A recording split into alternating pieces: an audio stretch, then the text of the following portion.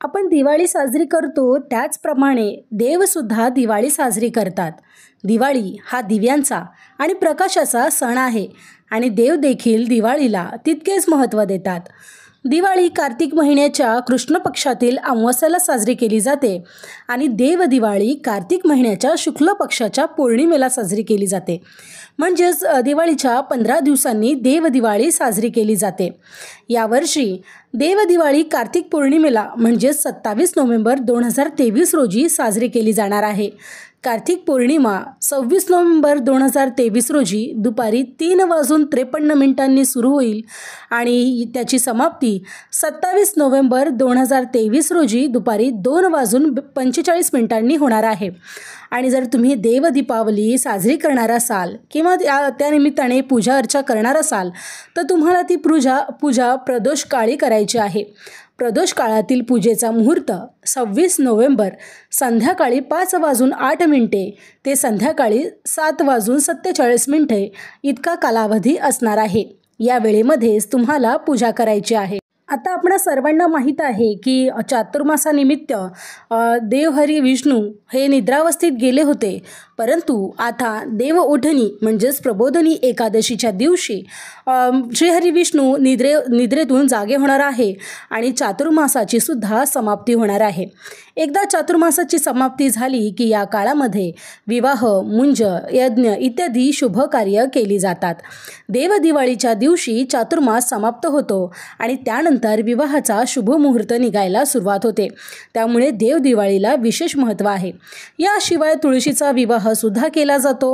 या दिवशी उसाच्या दांड्या मंडप म्हणून उभ्या करतात आणि तुळस आणि बाळकृष्ण किंवा पूजेतील शाळेबरोबर म्हणजे शाळीग्रामाबरोबर तुळशीचा आणि विष्णूचा विवाह संपन्न केला जातो. याशिवाय अशी सुद्धा पौराणिक कथा आहे की त्रिपुरासूर नावाच्या राक्षसाने 3 लोकांचा ताबा घेतला होता आणि त्याच्या दहशतीमुळे त्रस्त होऊन देवांनी भगवान शिवाजवळ जाऊन त्रिपुरासुराच्या दहशतीची संपूर्ण कथा सांगितली होती.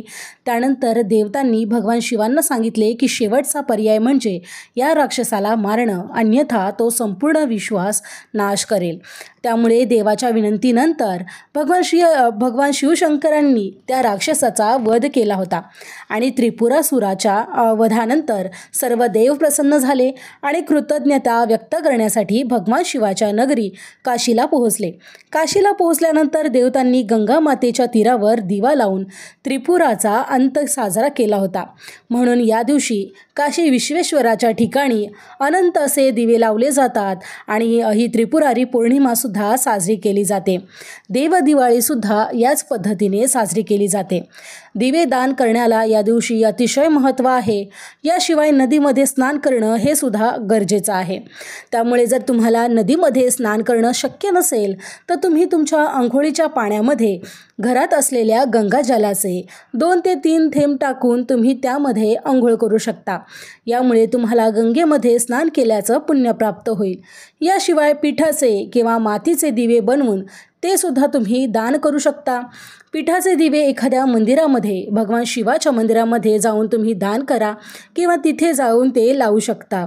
याशिवाय मातीचे दिवेसुद्धा तुम्ही दान करू शकता. हा दिवस इतका शुभ आणि महत्त्वपूर्ण आहे की या दिवशी मल्हारीची नवरात्रसुद्धा सुरू होते. जेजुरीच्या खंडेरायाची नवरात्र याच दिवशी सुरू होत आहे.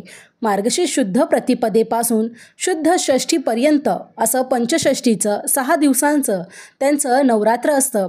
जेजुरीला हा उत्सव खूप मोठ्या प्रमाणावर साजरे केले जातात. जे कोणी जेजुरीचे भक्त आहेत, खंडोबाचे भक्त आहेत, हे सर्व भक्त या दिवसापासून खंडोबाची नवरात्र आणि त्यांचं पारायण करतात. यावरून तुमच्या लक्षात आलं असेल की हा दिवस किती महत्त्वपूर्ण आणि अगदी प्रभावशाली आहे. त्यामुळे या दिवशी काही उपाय नक्की करा. या दिवशी सकाळी मगाशी मी सांगितल्याप्रमाणे तुम्हाला गंगाजलाचं पाणी मिक्स करून त्यामध्ये अंघोळ करायचे आहे। यानंतर भगवान शिव आणि भगवान श्रीहरी विष्णू आणि देवतांची, इतर घरातल्या देवतांची सुद्धा तुम्हाला पूजा आणि प्रार्थना करून घ्यायची आहे। नंतर संध्याकाळी एखाद्या नदीच्या काठावर जाऊन तुम्ही दिवे लावू शकता। जर तिथे शक्य झालं नाही तर एखाद्या मंदिरामध्ये तरी किमान एक दिवा का होईना तुम्हाला दान करायचा आहे। याशिवाय आपल्या घरातील पूजेच्या ठिकाणी सुद्धा तुम्हाला दिवे लावायचे आहेत। भगवान श्री गणेश, भगवान महादेव आणि श्रीहरी विष्णू यांची विधिवत पूजा करायची आहे। भगवान शिवशंकरांना फुले, तूप, नैवेद्य आणि बेलाची पानं तुम्हाला अर्पण करायची आहेत। मगाशी मी सांगितल्याप्रमाणे दिवे दान करण्याला अतिशय महत्त्व आहे। त्यामुळे या दिवशी संध्याकाळी तुम्हाला पिठाचे 11, 21, 51 किंवा 108 असे दिवे तयार करायचे आहेत आणि ते त्याच्यामध्ये तेल टाकून तुम्हाला ते एखाद्या नदीच्या ठिकाणी लावायचे आहेत। ते शक्य नसेल तर तलावाजवळ किंवा विहिरीजवळ किंवा घराच्या घरी एखाद्या ठिकाणी पाण्याने भरलेल्या भांड्याजवळ जरी तुम्ही हे दिवे प्रज्वलित केले तरीसुद्धा तुम्हाला दीपदान केल्याचं पुण्य प्राप्त होणार आहे। अशी मान्यता आहे की या दिवशी केलेलं पुण्यकर्म आणि दान हे वर्षभर गंगाजल सेवन करण्याइतकं फलदायी मानलं जातं आणि म्हणूनच देव दीपावलीच्या दिवशी हे पुण्यकार्य केल्यामुळे तुमच्या घरामध्ये सुख आणि समृद्धी नांदणार आहे। लक्षात ठेवा, पिठाचे दिवे ज्यावेळी तुम्ही तयार करणार आहात त्यावेळी तुम्हाला त्या पिठामध्ये, मग तुम्ही तांदळाच्या पिठाचे तयार केले तरीसुद्धा चालेल, गव्हाच्या पिठाचे तयार केले तरीसुद्धा चालेल, मात्र यामध्ये तुम्हाला चुकूनही मीठ टाकायचं नाही। यामध्ये तुम्ही किंचित हळद टाकू शकता। आता ही तिथी पौर्णिमा असल्यामुळे पौर्णिमेची तिथी आणि अमावस्येची तिथी ही देवी लक्ष्मीला सुद्धा अत्यंत प्रिय असते। त्यामुळे या दिवशी 11 कवड्या तुम्हाला हळद लावून देवघरामध्ये ठेवायच्या आहेत। जर तुमच्याकडे 7 असतील तरीसुद्धा चालतील, 9 असतील तरीसुद्धा चालतील आणि त्या कवड्या जर पिवळ्या असतील तरीसुद्धा त्यांना हळद लावून तुम्हाला देवघरामध्ये ठेवायचं आहे। देवी लक्ष्मीला स्थायी आणि आपल्या घरामध्ये स्थायी वास देण्यासाठी हा उपाय अतिशय महत्त्वाचा आहे, ज्यामुळे घरामध्ये धनाची कमतरता कधीही भासणार नाही। याशिवाय या दिवशी घराच्या मुख्य दरवाजावर तुम्हाला आंब्याच्या पानाचं तोरण लावायचं आहे। याने घरामध्ये नकारात्मक ऊर्जा येत नाही। याचबरोबर घरामध्ये सुख आणि समृद्धीचा वास कायम असतो, कारण देवी लक्ष्मी यामुळे प्रसन्न होते आणि तुमच्या घरात वास्तव्याला येते। याचं वर्णन तुम्हाला स्कंद पुराणामध्ये सुद्धा दिसून येईल। कार्तिक महिन्याचं महत्त्व सांगताना स्कंद पुराणात असं म्हटलं आहे की ज्याप्रमाणे वेदासारखं शास्त्र नाही, गंगासारखं तीर्थ नाही आणि सद्गुणासारखं युग नाही, त्याचप्रमाणे कार्तिक महिन्यासारखा महिना नाही। म्हणून कार्तिक महिना इतका महत्त्वाचा मानला जातो। कार्तिक महिन्यात भगवान श्रीहरी विष्णू झोपेतून जागे होतात आणि संपूर्ण सृष्टीवर सुख आणि कृपेचा वर्षाव करतात। यासोबतच आई लक्ष्मी देखील या महिन्यात पृथ्वीवर येते आणि भक्तांना अपार धनाचा आशीर्वाद देते आणि हा महिना परोपकारासाठी ओळखला जातो। त्याचबरोबर तुळशीचा विवाह असल्याने तुळशीची पूजा केली जाते आणि सर्व तीर्थयात्रा केल्यासारखं पुण्य यामुळे तुम्हाला प्राप्त होतं।